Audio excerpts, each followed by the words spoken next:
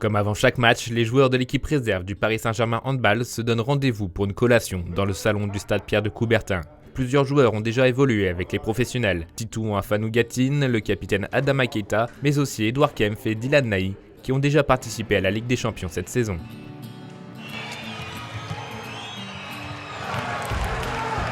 On retrouve également Clément Gaudin.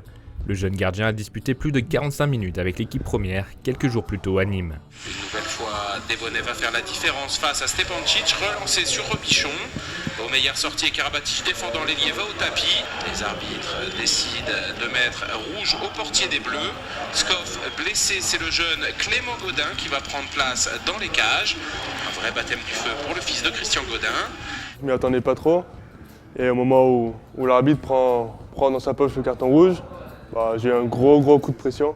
J'ai l'impression de peser 1000 kilos, c'était vraiment compliqué. Quand j'ai vu qu'il restait 45 minutes et que pendant 45 minutes j'allais devoir finir le match sans possibilité de rotation, ça m'a mis un beau coup de pression.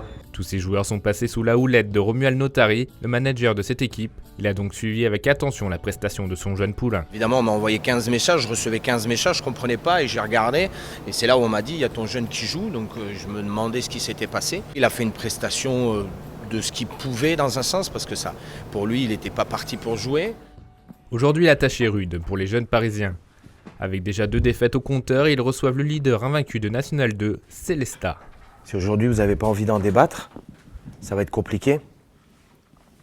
On va pas se mentir, hein, on est au pied du mur. Hein.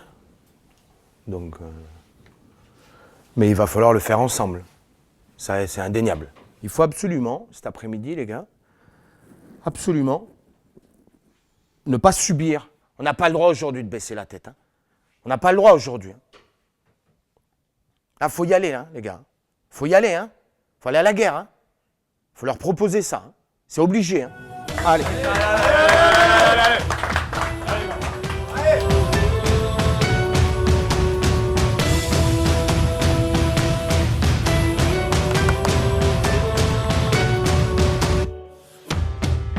Tous ensemble. Pour Clément, le match est particulier. Pour la première fois de sa jeune carrière, il fait face à l'un de ses frères, Noah, qui porte le numéro 4.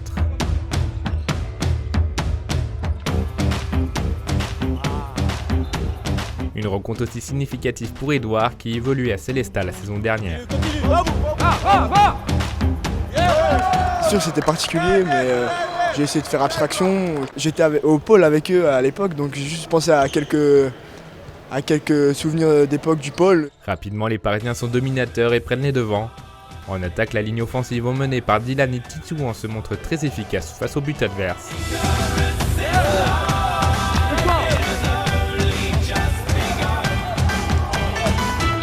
Dans sa cage, Clément réalise lui aussi une très belle partie.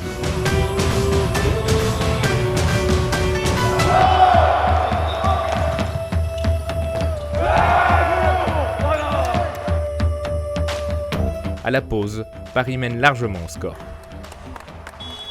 L'UV est resté concentré. On est à 0-0. Ça s'apprend de repartir dans un match avec de l'envie toujours. Il faut que ça soit long pour eux. Très long. Est-ce que c'est clair ? En seconde période, les Parisiens continuent de creuser l'écart.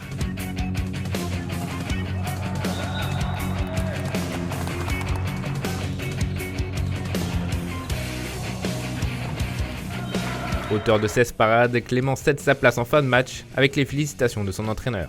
Bien joué Clément, bravo Clément. Après une très belle partie, Paris s'impose et revient à 2 points de son adversaire direct. C'est une grande satisfaction, surtout qu'on était attendu, il nous avait déjà envoyé des petits messages. Donc maintenant on a appliqué les consignes du coach, on a fait tout ce qu'il y avait à faire sur le terrain, on s'est impliqué en défense et ça a marché. Vu qu'on voit le résultat, ils ont mis que 18 buts en attaque, donc on a rempli grandement notre mission. On était un peu le dos au mur, hein. Il fallait absolument gagner ce soir. Sinon après, pour le championnat, ça aurait été compliqué, mais après c'est surtout par rapport au match de la semaine dernière où on devait un peu se remettre la tête à l'endroit aussi. Ça fait partie de la formation de continuer à jouer et de ne pas lâcher, quoi.